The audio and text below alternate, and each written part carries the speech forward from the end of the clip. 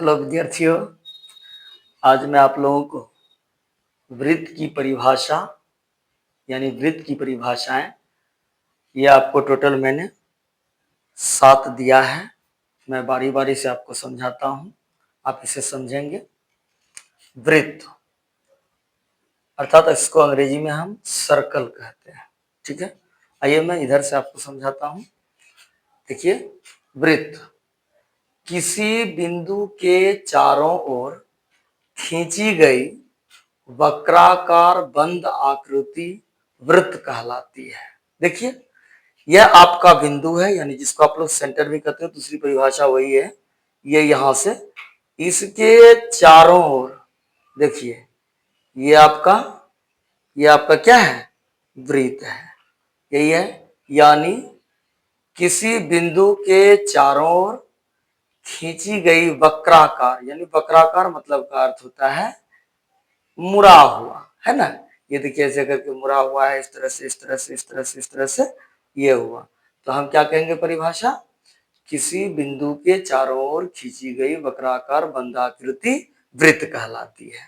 दूसरा देखिए, लिखा हुआ है केंद्र, इसको अंग्रेजी में सेंटर कहते हैं। ठीक है, इसको देखिए, वृत्त के बीच में स्थित, देखिए तो वृत्त के बीच में है ना, ये चारों तरफ ये वृत्त हुआ एक तरह से, और ये क्या हुआ?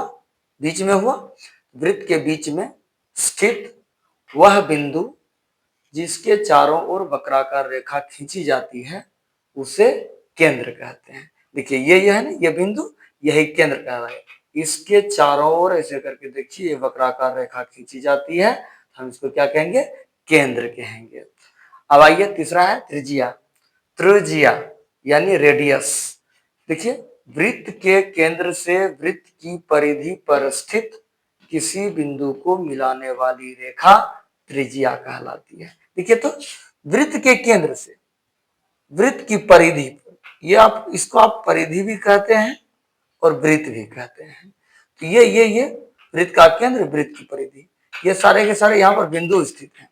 अनंत बिंदु हैं, ये हैं अनंत बिंदु हैं, एक दूसरे से जुड़े हुए हैं। ठीक है, तो यहाँ पर ये हो गया बिंदु। तो वृत्त के केंद्र से वृत्त की परिधि पर स्थित किसी बिंदु को मिलाने वाली रेखा, कोई जरूरी नहीं है कि यहाँ से यहाँ ही मिलाएंगे, यहाँ से हम इधर भी मिला सकते हैं, यहाँ से इधर भी मिला सकते हैं। ठीक है, तो वृत्त के केंद्र से वृत्त की परिधि पर स्थित किसी बिंदु को मिलाने वाली रेखा क्या कहलाती है?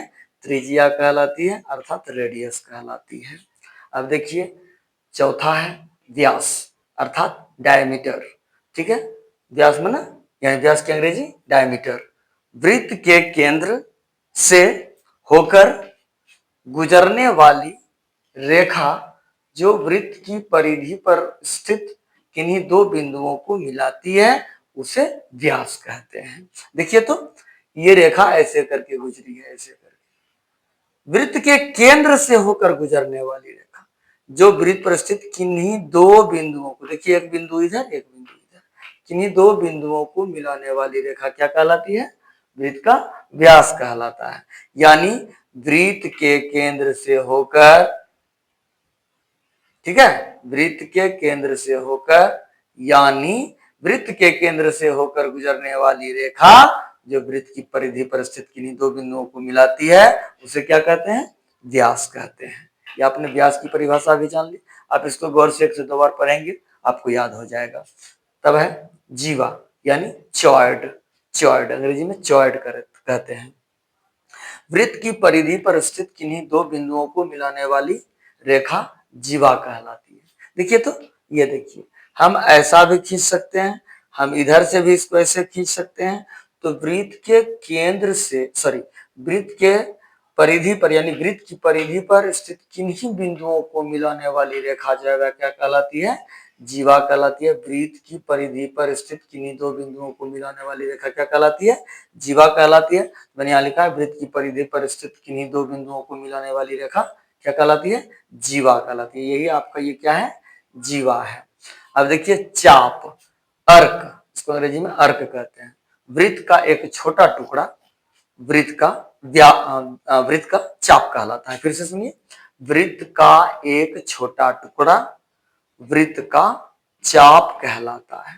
देखिए तो यही है चाप, ये यहां से यहां तक का हिस्सा ये चाप कहलाया। कोई जरूरी नहीं है कि यही हिस्सा चाप कहलाएगा, हम यहां से भी इसको कह सकते हैं कि यह चाप है, यहां से भी इसको कह सकते हैं कि यह चाप है, यहां से भी यहां तक का हिस्सा यह चाप है, यहां से यहां तक का हिस्सा यह चाप है। अब कहीं से भी टुकड़ा काट करके उसको बता सकते हैं कि यह चाप है। अब आइए अंतिम है अर्धवृत्त, अर्थात इसको अंग्रेजी में कहते हैं सेमी सर्कल। वृत्त के आधे भाग को अर्धवृत्त कहते हैं। क्या लिखा हुआ है? वृत्त के आधे भाग को अर्धवृत्त कहते हैं। देखिए अगर हम इतना सा हिस्सा को रखें, इतना सा हिस्सा, इतना सा हिस्सा, तो बताइए यह वृत्त का आधा हिस्सा हुआ कि नहीं हुआ? हुआ ना बेटा? ये बिल्कुल आधा हिस्सा हुआ। अगर हम इसको ना लेकर के हम इसी को ले लें, यहां से यहां तक का हिस्सा ऐसे करके ले लें, देखो तो ये क्या कहलाया? अर्ध वृत्त अर्थात सेमी सर्कल, अर्ध वृत्त अर्थात सेमी सर्कल कहलाया। समझ में आ गई बात? अब देखिए कोई पूछेगा कि अर्धवृत्त में कितने व्यास होते हैं? आपका जवाब होगा अर्धवृत्त में केवल एक व्यास होते हैं। अर्धवृत्त में कितने व्यास होते हैं? एक व्यास होते हैं। लेकिन कोई पूछेगा कि त्रिज्याएं कितनी होती हैं, तो आपको बताना है एक अर्धवृत्त हो या वृत्त हो, उन दोनों में त्रिज्याओं की संख्या अनंत होती है, हम उसे गिन नहीं सकते। आप जिधर से ऐसे करके खींच दो, आपकी मर्जी है कि आपकी त्रिज्या, यानी केंद्र से आपको खींचना है, ये आपकी क्या बन जाएगी? त्रिज्या बन जाएगी। इस तरीके से खींचते जाएंगे आप, सब त्रिज्या बन जाएगी। और इस तरह से अर्धवृत्त में अनंत त्रिज्याएं होती हैं, व्यास केवल एक होती हैं। ठीक है, इसके बाद जीवा की बात होगी तो जीवा भी अनंत इसमें हो सकती हैं। इसके बाद चौड़ यानी जीवा अनंत हो सकती है, चाप भी इसमें अनंत हो सकती है। जितना बड़ा चाप आप काट सको या जितना छोटा चाप काट सको बराबर है। लेकिन एक वृत्त में कितने व्यास होते हैं? इसको भी कहेंगे अनंत, यानी अनगिनत।